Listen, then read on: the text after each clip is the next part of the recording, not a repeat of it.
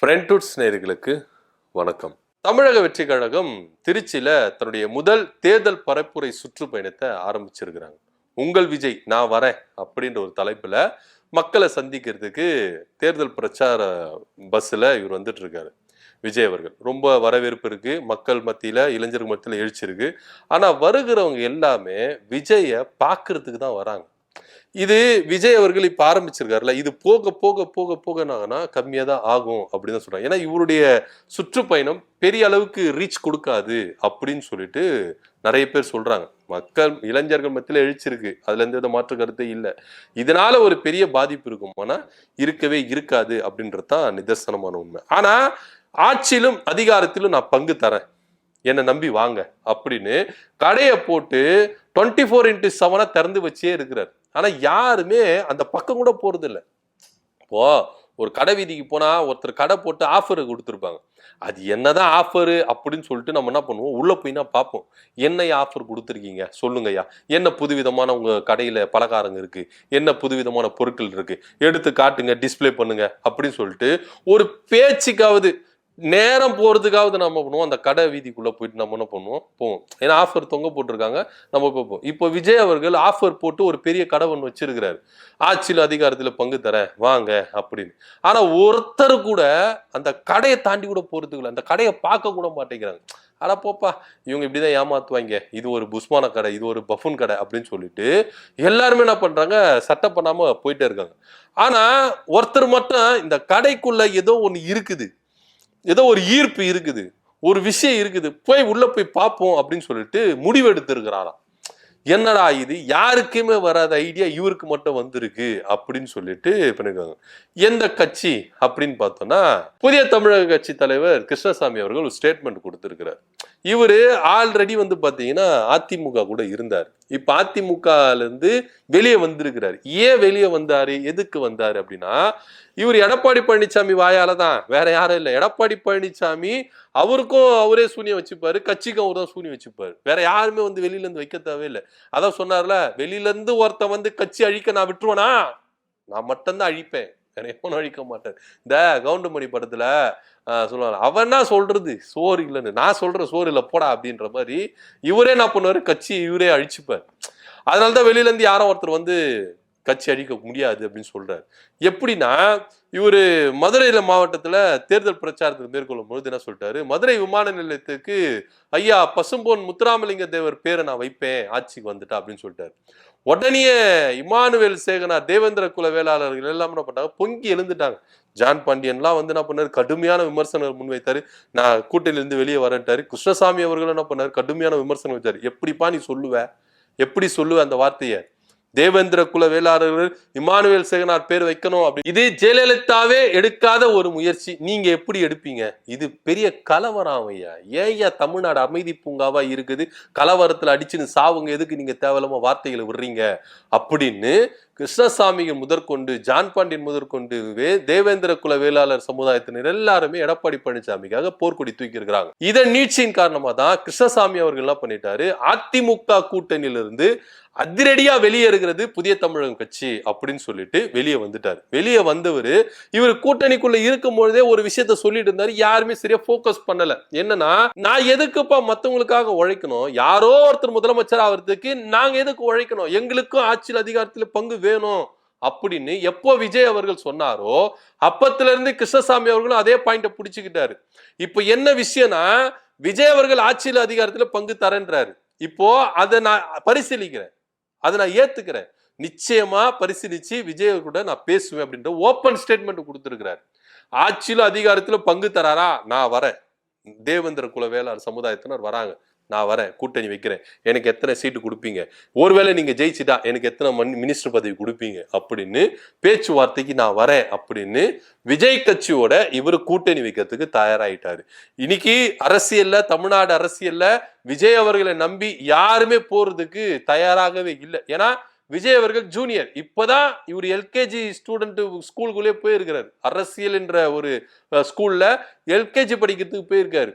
LKG படிக்கணும், UKG படிக்கணும், இன்னும் நிறைய இருக்குது. அவன் என்ன பண்ணிட்டாங்க, டிகிரி முடிச்சுட்டு மாஸ்டர் டிகிரி முடிட்டு டாக்டரேட் பண்றதுக்கு எல்லாம் ரெடி ஆயிட்டாங்க, டாக்டரேட் பண்ணிட்டாங்க. இப்ப விஜய் அவர்கள் அரசியல் கட்சிக்கு எல்கேஜி வந்திருக்காரு. நாடாளுமன்றத்துல தேர்தலில் நின்று தன்னுடைய கட்சி தமிழக வெற்றி கழகத்துக்கு எவ்வளவு ஓட் பேங்க் அப்படின்றது நிரூபிச்சிருந்தா கூட இன்னைக்கு நிறைய பேர் வந்திருப்பாங்க. தமிழக வெற்றி கழகத்துல பேச்சுவார்த்தைக்கு வந்திருப்பாங்க.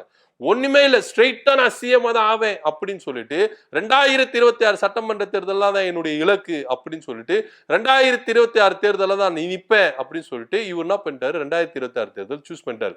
இப்ப எவ்வளவு ஓட் பேங்க்னு தெரியாது, எவ்வளவு சதவீதம்னு தெரியாது, எத்தனை பேர் நம்மளுக்கு ஆதரவு கொடுக்குறாங்கன்னு தெரியாது, எத்தனை பேர் நம்மளை நம்பி வருவான்னு தெரியாது. 2026 நின்று இவர் ப்ரூவ் பண்ணியிருந்தா இன்னைக்கு நிறைய பேர் என்ன பண்ணிருப்பாங்க, விஜய் கட்சிக்குள்ள வந்து கூட்டணி பேச்சுவார்த்தையில நடத்தியிருப்பாங்க. இப்ப ஆல்மோஸ்ட் திமுக கூட்டணி உறுதியாயிடுச்சு, தேசிய ஜனநாயக கூட்டணி உறுதியாயிடுச்சு. மூன்றாவதா ஒரு அணியை உருவாக்குவேன் அப்படின்னு சொல்லிட்டு கடையை போட்டு உக்காந்து இருக்கிறாரு விஜய் அவர்கள். யாரும் வந்து வியாபாரம் பண்றதுக்கு தயாரா இல்லவே இல்லை. இப்போ இந்த பிம்பத்தை பார்த்துட்டு, ஏன்னா கூட்டம் கூடுறதுக்காக எல்லாம் கட்சியை நம்பி இவங்களை கூட்டணிக்கு போக முடியாது அப்படின்னு ஒரு விஷயம் இருக்கு சார். ஏன்னா இப்போ விஜய் அவர்கள் என்ன பயப்படுறாருன்னா, யாருன்னா நம்மளுக்கு உதவிக்கு வரமாட்டாங்களா, உதவிக்கு வந்து நம்ம கட்சி அங்கீகரிச்சிட மாட்டோமா? ஏன்னா தேர்தலில் நின்று நீங்க ஓட் பேங்க் அது பர்சன்டேஜ் நீங்க குறைச்சிட்டீங்கன்னா உங்களுக்கு மவுஸ் இல்லாம போயிடும். விஜய் கட்சி இன்னைக்கு இளைஞர்கள் பட்டாளத்தை கூட்டி கூட்டத்தை கூட்டி எங்களுக்கு இத்தனை பர்சன்டேஜ் ஓட்டு இருக்கு, அத்தனை பர்சன்டேஜ் ஓட்டு இருக்குன்னு ஒரு மாய பிம்பத்தை காட்டுறாங்க. இத ப்ரூவ் பண்ணணும்னா கூட்டணி கட்சி வச்சாதான். நீங்க இப்போ உதாரணத்துக்கு இவரு இவ்வளவு கூட்டம் இருக்குது, இவ்வளவு சக்தி இருக்குது அப்படின்றல, அப்ப எதுக்கு உங்களுக்கு கூட்டணி? ஸ்ட்ரெயிட்டா நிக்க வேண்டியது தானே. எதுக்கு நீங்க ஆஃபர் தரீங்க, ஆட்சியில் அதிகாரத்துல பங்குன்னு எதுக்கு ஆஃபர் தரீங்க? ஏன்னா விஜய் அவர்கள் தனித்து நின்னா ஓட் பேங்க் வாங்க முடியாது. ஓட் பேங்க் வாங்கலன்னா விஜய்ன்ற கட்சியோ விஜயோ இருக்க மாட்டாங்க. திரும்பவும் இவர் திரும்பி அரசியலுக்கு போகாம சினிமா துறைக்கு தான் போகணும். ஏன்னா ஆதவ் அர்ஜுனா தெல்ல தெளிவா இருக்கிறாரு. விஜய் கிட்ட கட்சி ஆரம்பிக்கும் போது ஆதவ் அர்ஜுனா எப்படி விசிகால இருந்து தாவேக்காக்கு போனாரோ அப்பவே என்ன பண்ணிட்டாரு, பக்கா பிளானோட போயிட்டாரு. இங்க பாருங்கண்ணே, கூட்டணி வச்சாதான் உங்களால ஜெயிக்க முடியும். கூட்டணி வைக்கலனா இங்க ரெண்டு பெரிய கட்சிகள் இருக்கு, திமுக அதிமுக.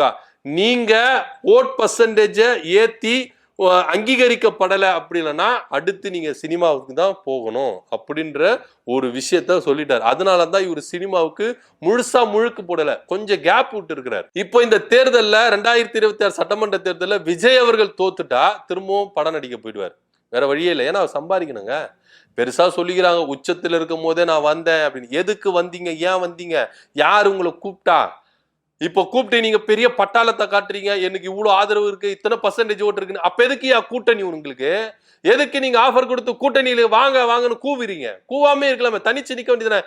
யார் உதவி எங்களுக்கு தேவையில்லைங்க, எங்களுக்கு மக்கள் இருக்கிறாங்க, எங்களுக்கு இத்தனை பர்சன்டேஜ் ஓட்டு இருக்கு, எங்களுக்கு இளைஞர்கள் பட்டாளம் இருக்கிறாங்க, தனித்து நில்லுங்கப்பா. எதுக்குப்பா உங்களுக்கு இவ்வளோ இதுவே கூட்டணி வேணும் கூட்டணி வேணும்னு சொல்லிட்டு எதுக்கு? ஒரு கட்சி உடஞ்சி இருக்கு, ஒரு கட்சி பலவீனமா இருக்குது, அத போயிட்டு வேட்டையாடி நீங்க சாப்பிடுற ஒரு சிங்கமா இருக்கிறீங்க. பலசாலியா இருக்கிற ஒரு சிங்கத்தை கூட நீங்க மோதுறீங்களா? இல்லையே. ஏன்னா தெரிச்சு ஓடிடுவீங்க. ஏன்னா விஜய் அவர்கள் கழட்டு சிங்கம், பால சிங்கம்லாம் கிடையாது. அப்படி முதல்ல நல்லா தெரிஞ்சுக்கணும். ஏன்னா இவரு பலவீனமான இருக்கிற ஒரு கட்சியை தான் அடிச்சு சாப்பிடுறதுக்கு தயாரா இருக்காரு. அதிமுக இன்னைக்கு பலவீனமா இருக்குது. இந்த அதிமுகவை ஓட்டுகளை பிரிச்சு நம்ம ஜெயிச்சிடலாம், நம்ம வந்து ஓட் பேங்கை ஏத்திடலாம் அப்படின்னு நினைக்கிறீங்க. அது தப்பு. அப்படி இருக்கக்கூடாது. நீங்க உண்மையிலேயே ஒரு கட்சி ஆரம்பிச்சு எங்களுக்கு மக்கள் சக்தி இருக்கு, இளைஞர்கள் சக்தி இருக்கு, ஓட் சக்தி இருக்கு அப்படின்னு நீங்க நினைச்சீங்கன்னா தனித்து நின்று உங்க பெரும்பான்மையை நிரூபிச்சு காட்டுங்க. காட்ட முடியாது. காட்டினார்னா அவர் அவ்வளவுதான், அதோட சினிமா நடிக்க போயிடணும். சோ இப்படியா இருக்கும் பொழுது யாருமே கூட்டணிக்கு வரல அப்படின்ற ஒரு பட்சத்துல ஆஃபர் கொடுக்கிறார்.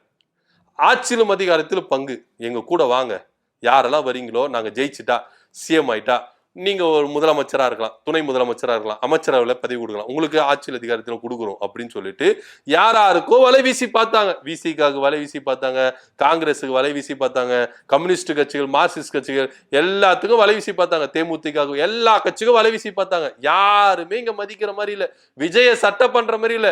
கூவி கூவி கூவி உங்க தொண்டை தண்ணி வத்தணும், அவ்வளவுதான். யாருமே உங்களை மதிக்கிற மாதிரி எல்லாம் இல்லை அப்படின்ற ஒரு நிலைமையில இன்னைக்கு கிருஷ்ணசாமி அவர்கள் ஒரு அதிரடியான அறிவிப்பை கொடுத்திருக்கிறாரு.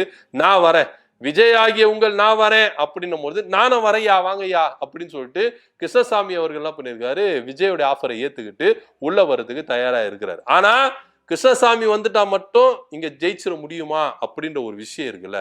விஜய் அவர்களாகிய நீங்க என்ன நினைக்கிறீங்க? கூட்டணி பலத்தை சேர்த்துட்டு நம்ம கட்சி அங்கீகரிச்சப்பட்டுரும். இதுதான் விஜயோட போக்கஸா இருக்கு. அவர் ஜெயிக்கிறதுலாம் ஒரு போக்கஸே இல்லை. கட்சியை ஒரு அங்கீகாரத்துல கொண்டு வந்துடணும். ஒரு ஓட் பேங்கை ஏத்தி ஒரு சதவீத நம்பர்களுக்கு கொண்டு வந்துடணும்.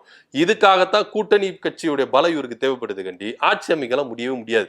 ஏன்னா திமுக கூட்டணி அவங்களுடைய ஓட் பேங்க் கூட்டணி கட்சியோட ஓட் பேங்க் எல்லாம் ஸ்ட்ராங்கா இருக்குது. 45% மேலே இருக்கு.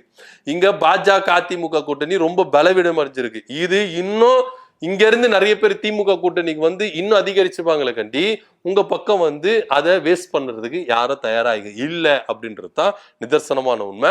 இவரு போற இடத்துல எல்லாம் கூட்டம் கூடுறது, இளைஞர்கள் கூடுறாங்க, அதுக்காகலாம் உங்களை நம்பி வர்றதுக்கு தயாரா இல்லை. ஒரு சில கட்சிகள்லாம் வரலாம், வராமலாம் இருக்க மாட்டாங்க. ஏன்னா விஜய்க்கு அப்படின்னு ஒரு இளைஞர் பட்டாளம் இருக்குது, ஒரு இளைஞருடைய ஓட்டெல்லாம் இருக்குது. ஆனா இதெல்லாம் தேர்தல்ல இவருக்கு சாத்தியமா இருக்குமா அப்படின்ற ஒரு விஷயத்தை தான் நம்ம இங்க பார்க்க வேண்டியதா இருக்குது. இதை நம்பி கிருஷ்ணசாமி அவர்களும் வராங்க, இன்னும் நிறைய பேர் வருவாங்க அப்படின்னு சொல்லிட்டு தான் எதிர்பார்க்க வேண்டியதா ஒரு விஷயமா இருக்குது. என்ன நடக்குது அப்படின்ற பொறுத்து இருந்து பார்க்கலாம். விஜய் அவர்கள் ஆட்சியிலும் அதிகாரத்திலும் பங்கு அப்படின்னு சொல்லி இருக்கிறாரு. அதை நம்பி நான் கூட்டணிக்குள்ள போறேன் அப்படின்னு சொல்லிட்டு கிருஷ்ணசாமி அவர்கள் ஒரு அறிக்கை விட்டுருக்காரு. இதை பத்தி கருத்து என்ன அப்படின்னு கீழே கமெண்ட் பண்ணுங்க. நன்றி, வணக்கம்.